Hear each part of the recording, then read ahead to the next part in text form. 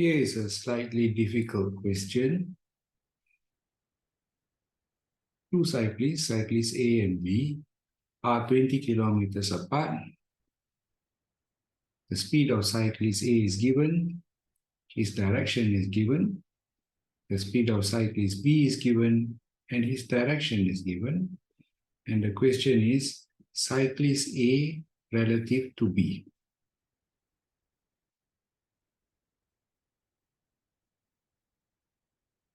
To do this question, we would first need to draw the velocity triangle. We know that cyclist A is traveling at bearing 0, 6, 0. So let's do that. A vector at 0, 6, 0. So this will be 60 degrees. And we are left with 30. We give this a y.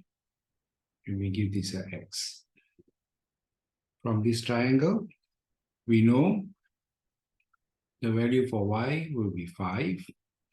And the value for x will be 5 root 3. Therefore, the velocity vector for cyclist A would be 5 root 3i. This is the I. No, x is the I. And 5j. This is the j. Now, we just want to verify if we are correct. We take the length of this vector. The hypotenuse. If we take the hypotenuse, it must be the same as the speed that was given to us, and that is 10. We do the same thing with cyclist B. And we will get this velocity vector for cyclist B. We have the velocity vector of cyclist A, and we have the velocity vector of cyclist B. So now the question is, the speed and direction of cyclist A relative to cyclist B. This is a bit difficult to understand. Let's take, for example, a train and a car. For an observer in the car, the speed of the train is 250 kilometers per hour. Therefore, the train relative to the car will be the speed of the train minus the speed of the car.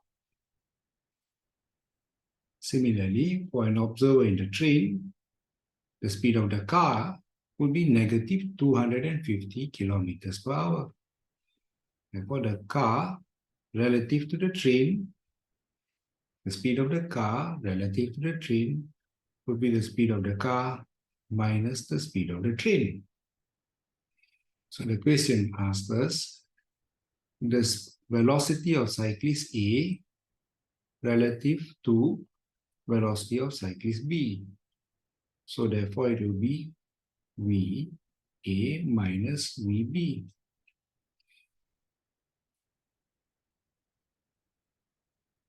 So A relative to B, VA minus VB, we take the two velocity vectors. This was the velocity vector of vector A, 5 root 3i plus 5j. And this was for vector B, 4 root 2i minus 4j. And we add them up. Oh, we minus B from A, and we will finally get this. So that will be the vector representing A relative to B. But the question does not want that. The question wants the speed and direction. Now that's easy. The speed and direction, we just do the triangles again.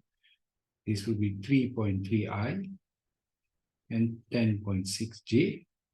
And the speed will be this length, which is the modulus, which is the hypotenuse. And here we have the hypotenuse, and the hypotenuse is 11.07. And the direction will be this angle in blue. This will be the direction. So from the calculation here, from this calculation, we get the direction to be 015.7, bearing 015.7 at a speed of 11.07 kilometers per hour. The next part of the question, time to the nearest minute taken for cyclist A to be due east of cyclist B. So if we look at the Cartesian plane, if cyclist A is here and cyclist B is here, the y value is the same. The x will be different, but the y will be the same. Therefore, if we compare the j and make them the same, we should get the answer. So let's find the position of cyclist B at time t. So this is position of cyclist B at time t. Is the initial position of cyclist B plus the velocity vector of cyclist B times the time t. Time t is a variable we do not know. We leave it as t. So the initial position was given as 0, 20. This is our velocity vector, and this is t. So we will get the position of cyclist B at time t at this value, and similarly, the position of cyclist A at time t will be this value. Now, when A is due east of B, here J is the same. So let's take both these values of J, this amount or quantity of J in the J direction. We equate them, and once we have equated them, we can solve for T. 1.87, 1.88 hours, and that will be the same as 113 minutes. Therefore, after 113 minutes of cycling, cyclist A is due east of cyclist B.